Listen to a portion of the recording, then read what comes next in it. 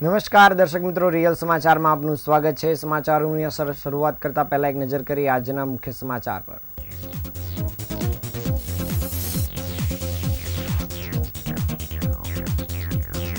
સુરતમાં છેલ્લા 3 દિવસથી ખાડીપુરના પાણી ભરાયેલા રહેતા સ્થાનિકોની હાલત કફોડી બની। લિંબાયતમાં જળબંબાકારની સ્થિતિ વચ્ચે છાતીના દુખાવાના દર્દીને મહા મહેનતે એમ્બ્યુલન્સ સુધી લાવવામાં આવ્યો। સુરતમાં લાગેલા હજારો સીસીટીવી કેમેરા દ્વારા તંત્રની પરિસ્થિતિ પર સતત નજર। 8 કરોડ 20 લાખનું ઉઠામણું કરનાર મહંત ડાયમંડનો વેપારી ઝડપાયો।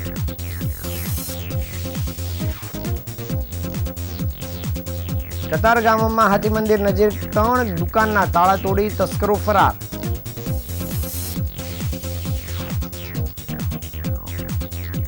અષાઢી બીજે ભક્તોને દર્શન આપવા નગરચર્યા પર ભગવાન જગન્નાથ, ભાઈ બલભદ્ર અને બહેન સુભદ્રા નીકળશે।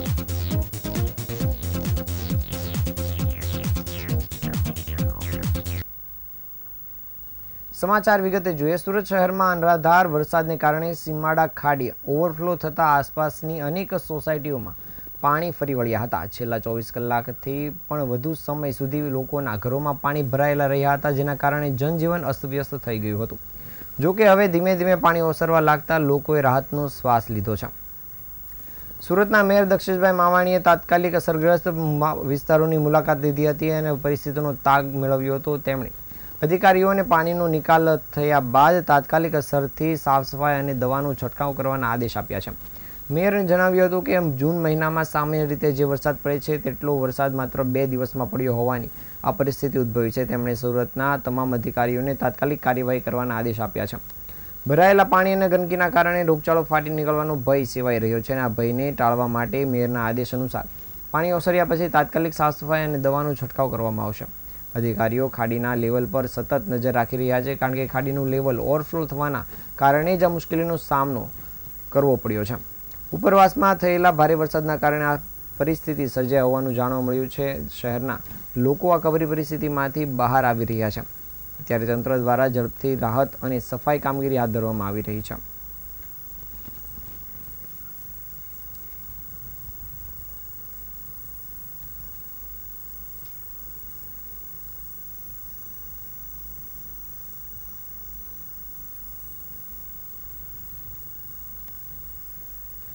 સુરતના પર્વત પાટિયા વિસ્તારમાં આવેલ સોસાયટીની બહાર છેલ્લા 3 દિવસથી પાણી ભરાયેલા રહેતા સ્થાનિકોની હાલત કફોડી બની છે।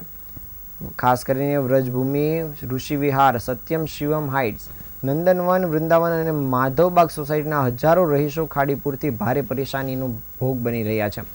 જ્યારે લિંબાયતમાં આવેલી મીઠી ખાડીમાં હજુ પણ પાણી ભરાયેલા હોવાના કારણે સ્થાનિકોને ભારે હાલાકીનો સામનો કરવો પડી રહ્યો છે। આ જળબંબાકારની સ્થિતિ વચ્ચે તંત્ર દ્વારા બેભાન દર્દીઓ માટે કોઈ ખાસ સુવિધા ઉપલબ્ધ ન હોવાનું પણ સામે આવ્યું છે।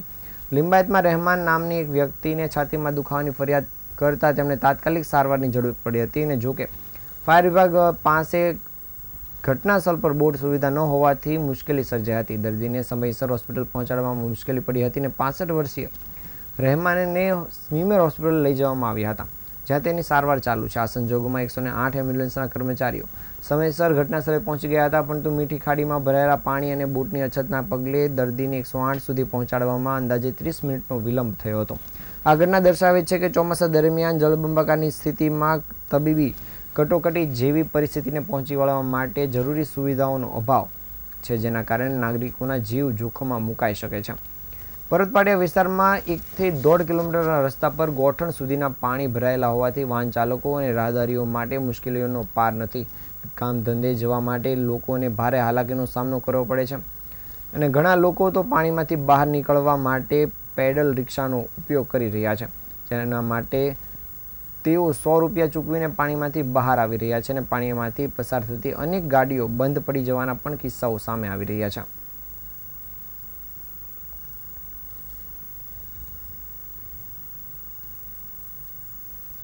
છેલ્લા 2 દિવસથી મેઘરાજાના અનરાધાર વરસાદને કારણે સુરત શહેર જળબંબાકાર બન્યું હતું। રસ્તા ઉપર પાણી ફરી વળ્યા હતા અને નીચાણવાળા વિસ્તારમાં પણ પાણીઓ ઘરમાં ઘૂસી ગયા હતા. આ વિકટ પરિસ્થિતિ વચ્ચે સુરત પોલીસે અત્યાધુનિક ટેકનોલોજીનો મહત્તમ ઉપયોગ કરીને નાગરિકોને મદદ કરવા માટે કમર કસી છે. સુરત પોલીસ કમિશનર ઓફિસના સીસીટીવી કંટ્રોલ રૂમમાં એક વિશેષ વોચફુલ આઈ ટીમ બનાવવામાં આવી છે, જે શહેરભરમાં લાગેલા હજારો સીસીટીવી કેમેરા દ્વારા પરિસ્થિતિ પર સતત નજર રાખી રહી છે. સુરત પોલીસ આ આફતના સમયે માત્ર પરંપરાગત બચાવ અને રાહત કામગીરી પૂરતી સીમિત નથી રહી, પરંતુ તેને અત્યાધુનિક ટેકનોલોજીનો મહત્તમ ઉપયોગ કરવાનું શરૂ કર્યું છે. આગામી દિવસોમાં પણ ભારે વરસાદની આગાહીના પગલે પોલીસે આધુનિક ટેકનોલોજીની પહેલ શરૂ કરી છે. સુરતના પોલીસ કમિશનર અનુપમસિંહ ગહેલોતે પોતે આ સીસીટીવી કંટ્રોલ રૂમની મુલાકાત લીધી હતી અને તેઓ ખડેપગે પરિસ્થિતિની નજર રાખી રહ્યા હતા અને કર્મચારીઓને સતત જરૂરી સૂચનો પણ આપ્યા હતા. આ દર્શાવે છે કે સુરત પોલીસ આ કુદરતી આફતમાં નાગરિકોની સુરક્ષા અને સહાય માટે કેટલી કટિબદ્ધ છે. કમિશનરે શહેરની જનતાને પણ અપીલ કરી છે કે જો તેમના વિસ્તારમાં વરસાદી પાણી ભરાયા હોય અથવા તો તેઓ વરસાદમાં ક્યાંય ફસાઈ ગયા હોય તો ગભરાયા વિના તાત્કાલિક 100 નંબર પર કોલ કરે અથવા તેમના નજીકના પોલીસ સ્ટેશનનો સંપર્ક કરે.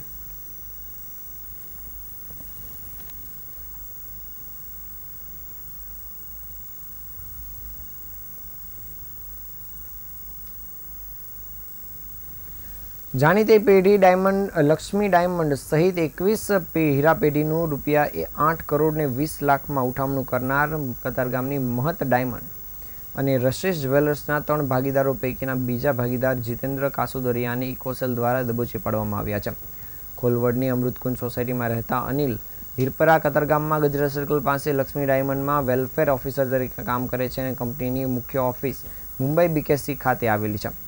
સપ્ટેમ્બર 2023માં મુંબઈ ગોરેગાંવ મુકામે હીરાના એક્ઝિબિશનમાં ગયા હતા, જ્યાં મહંત ડાયમંડ એલએલપીના પાર્ટનર કૌશિક અમરુલાલ કાંકડિયા સાથે કંપનીના સેલ્સ વિભાગના કર્મચારીઓનો પરિચય થયો હતો. તે વખતે તેમણે મહંત ડાયમંડના જીતુ કાસુદરિયા અને રોનક ધોળિયા પાર્ટનર હોવાનું અને આ કંપની સેલ્સ રશેસ વેલ્સ એલએલપીમાં ખરીદ કરેલ હીરાનો ઉપયોગ કરતા હોવાનું જાણવા મળ્યું હતું. તેમની કંપનીમાં કતારગામમાં વસતા દેવડી રોડ પર દવા બજારની બાજુમાં ગંગેશ્વર ઇન્ડસ્ટ્રીયલ એસ્ટેટમાં આવી હોવાનું પણ જણાવ્યું હતું.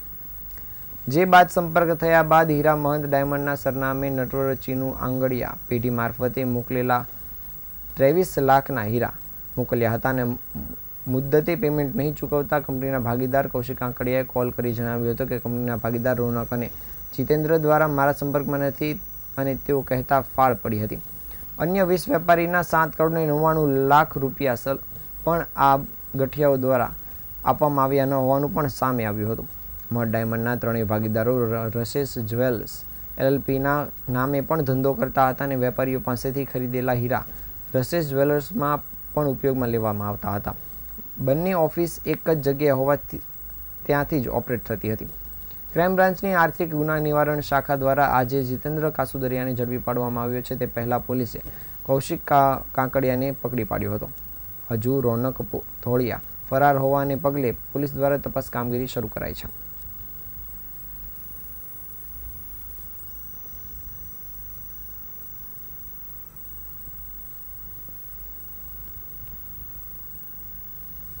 સુરત શહેરમાં જ્યાં ભારે વરસાદને કારણે લોકો હાલાકીનો સામનો કરી રહ્યા છે, ત્યારે બીજી તરફ તસ્કરો પણ સક્રિય બન્યા છે.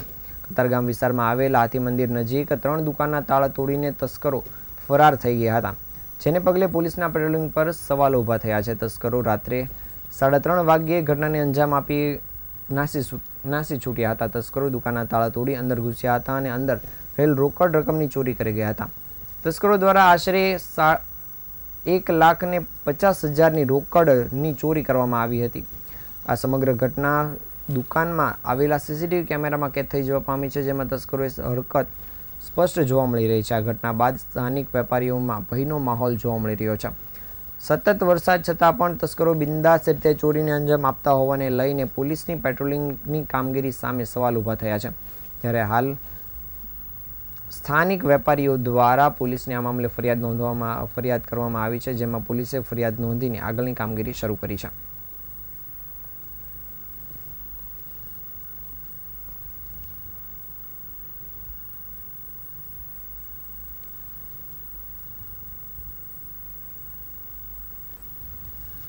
આગામી 27મી જૂનને શુક્રવારના રોજ અષાઢી બીજ હોવાને લઈ ભગવાન જગન્નાથ ભાઈ બલભદ્ર અને બહેન સુભદ્રા સાથે નગરચર્યા પર નીકળનાર છે. ઇસ્કોન સંસ્થા દ્વારા સુરતમાં આયોજિત શ્રી ભગવાન જગન્નાથજીની, શ્રી બલભદ્રજીની તેમજ સુભદ્રા માતાજીની રથયાત્રાનું ખૂબ જ ઉત્સાહપૂર્વક આયોજન કરવામાં આવ્યું છે. સુરત રેલવે સ્ટેશન તીર્થયાત્રા પ્રારંભ કરવામાં આવશે, જે ટેક્સટાઇલ માર્કેટ, ઉધના દરવાજા, મજુરા ગેટ, સરદાર પુલ, અડાજણ રોડ થઈને જહાંગીરપુરા ઇસ્કોન મંદિર ખાતે પૂર્ણ થશે. આ યાત્રામાં દેશ વિદેશના ભક્તો, સંસદ સભ્ય, કલેક્ટર, પોલીસ કમિશનર, મેયર અને અન્ય મહાનુભાવો પણ શ્રદ્ધાપૂર્વક જોડાશે.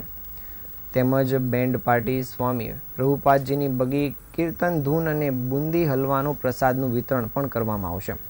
મંદિરમાં પ્રસાદ ભોજનની વ્યવસ્થા રથયાત્રાને લઈને ભવ્ય બનાવવામાં આવી રહી છે. શાસ્ત્રો અનુસાર આ દિવસે ભગવાનના રથ અને રથના દોરડાને ખેંચવાથી પાપનો નાશ થાય છે અને ભગવાનની કૃપા પ્રાપ્ત થાય છે. બધા ભક્તોને આ પવિત્ર ઉત્સવમાં જોડાવા અને રથ ખેંચવા ઉપરાંત દર્શન કરવા અને પ્રસાદ ગ્રહણ કરવા માટે ઇસ્કોન સંસ્થા દ્વારા હાર્દિક આમંત્રણ પાઠવવામાં આવ્યું છે. આ રથયાત્રા રાત્રે 10 વાગે ઇસ્કોન મંદિર ખાતે પૂર્ણ થશે, જ્યારે ભગવાન જગન્નાથજી દર્શન આપવા માટે સુરતના રસ્તા ઉપર આવીને લોકોને ઘરે ઘરે જઈને દર્શન આપનાર છે. ત્યારે લોકો પણ આ દર્શનનો લાભ લઈ ભગવાનના વધામણા કરતા જોવા મળશે.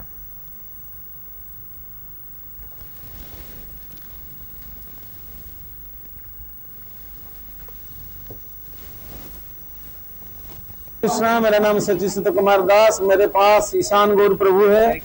तो आगामी 27 जून शुक्रवार शाम को 3 बजे सूरत रेलवे स्टेशन से इस्कॉन मंदिर की तरफ से भव्य श्री जगन्नाथ रथ यात्रा निकल रहा है। स्टेशन से निकल करके रिंग रोड होते हुए 8वां gate, Gujarat gas circle, Rishabh tower से होकर रामदेव रोड और इस्कॉन मंदिर जहांगीरपुरा में रात को 10 बजे समाप्त होगा। रास्ते में पानी का, प्रसाद का व्यवस्था की गई है और वृंदावन से नया ड्रेस बन के आ चुका है, जिसका कीमत 2.5 लाख रुपया है। इसका 1 महीना लगा है, 50 कारीगर इसको बनाए हैं। प्योर सिल्क के ऊपर जरी का काम हुआ है और ऐसे नया और सुंदर ड्रेस पहन के जगन्नाथ बलदेव सुभद्रा रथ में विराजमान करेंगे। प्रसाद का पूरा व्यवस्था हो चुकी है। पुलिस कमिश्नर साहब आए थे दोपहर को और उन्होंने पूरा विश्वास दिलाया कि कोई भी प्रकार की कोई तकलीफ नहीं होगा। तो इसी की वजह से पूरा भव्य श्री जगन्नाथ रथ यात्रा होगा। सूरत वासियों को हम लोग हाथ जोड़ के निवेदन करते हैं, आप लोग 27 जून शुक्रवार शाम को 3 बजे सूरत रेलवे स्टेशन से होके इस्कॉन मंदिर जहांगीरपुरा, आपको कहीं भी समय मिले, जगह मिले, आप लोग जरूर आइए, दर्शन कीजिए, प्रसाद लीजिए और आपका जीवन को धन्य बनाइए। સુરત શહેર ક્રાઇમ બ્રાન્ચે ગેરકાયદેસર દારૂની હેરાફેરી માટે મોટરસાયકલની ચોરી કરતી આંતરરાજ્ય ગેંગને ઝડપી પાડી છે. પોલીસે તેમની પાસેથી 2,40,000ની કિંમતની 4 મોટરસાયકલ પણ જપ્ત કરી છે. સુરત ક્રાઇમ બ્રાન્ચના પોલીસ કર્મીને બાતમી મળી હતી કે સુરત અને ગુજરાતના અન્ય શહેરમાં વાહન ચોરી કરતો આરોપી રુજલા તોમર અને રાકેશ તોકરિયા ચોરીની બજાજ પલ્સર અને હોન્ડા શાઇન મોટરસાયકલ લઈને અડાજણ BAPS મંદિરથી મકાઈ પુલવાળા રસ્તેથી પસાર થવાના છે અને બાતમીના આધારે સુરત શહેર ક્રાઇમ બ્રાન્ચની ટીમે અડાજણ BAPS મંદિરથી મકાઈ પુલ તરફ જવાના રસ્તા પર વોચ ગોઠવી હતી, જે દરમિયાન આવેલા આરોપીઓને પકડી પાડ્યા હતા. પકડાયેલા આરોપી રુજલા તોમર અને રાકેશ તોકરિયા બંને આરોપીઓ પાલ પોલીસ સ્ટેશન અને ભરૂચ જિલ્લા નેત્રંગ ગુનામાં નાસ્તા ફરતા હતા. તેમની પાસેથી કુલ 4 મોટરસાયકલ જપ્ત કરવામાં આવી છે અને આ મોટરસાયકલ તેઓએ સુરત શહેરના પાલગામ તેમજ ભરૂચના નેત્રંગના રાજપારડી ખાતેથી ચોરી કરી હોવાનું જાણવા મળ્યું છે. વધુમાં આરોપી રુજલા તોમર છોટા ઉદેપુર જિલ્લાના રહેવાસી છે. તેમજ આ તસ્કરો દ્વારા દારૂની હેરાફેરી માટે ખાસ કરીને વાહન ચોરી કરી હોવાનું કબૂલાત કરવામાં આવ્યું છે. હાલ પોલીસે આરોપીઓને લઈને આગળની કાર્યવાહી શરૂ કરાઈ છે.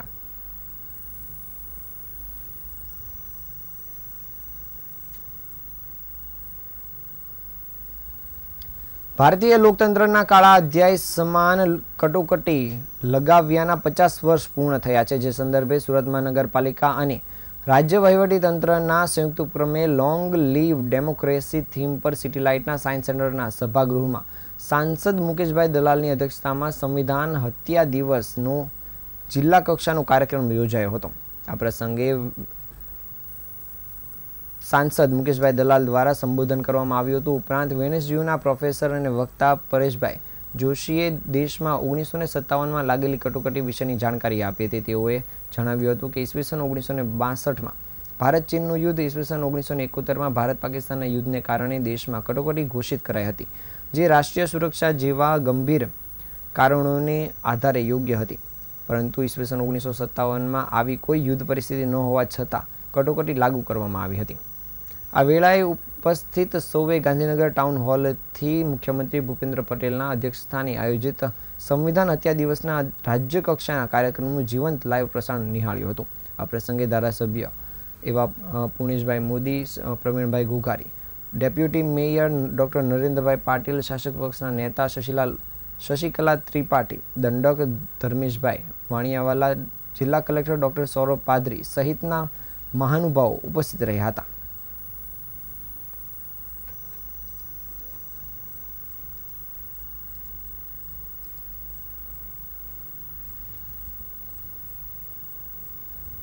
આ હતા આજના સમાચાર. નવા સમાચાર સાથે ફરી મળીશું. ત્યાં સુધી રજા આપશો. નમસ્કાર.